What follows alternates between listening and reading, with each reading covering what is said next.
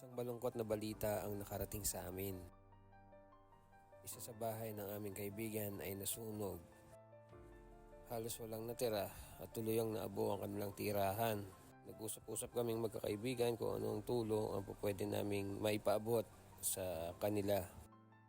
So naisipan naming ibigay or itulong ay yung mga basic needs katulad ng damit at mga personal hygiene. Base nga sa aming nabalita na talagang naabo ang kanilang mga gamit kasama ng kanilang mga damit. Kaya ito ang aming unang ginather ang mga maayos at pwede pang maisuot na mga damit. At masaya kaming lahat na ang mga kagrupo namin ay hindi nagdalawang isip na tumulong. Yun, hindi na namin i-mention kung sino-sino kayo, basta alam nyo na. So, Diyos na ang bahala sa inyo. Ang Diyos na ang bahala magbigay o magbalik ng inyong kabutihan sa ating kaibigan. At napatunayan namin na hindi lang kami basta magkakaibigan sa social media. Hindi man kami madalas magkakasama o nagkikita-kita.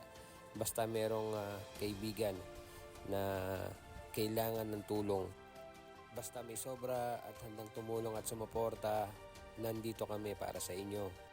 At sa kaibigan namin sa Eman, nung makausap ka namin ay talagang napaka-positibo mo. Alam namin na hindi kayo pababayaan ng may kapal. At ginabayan pa rin kayo ng Diyos na sa nangyari ay walang nasaktan.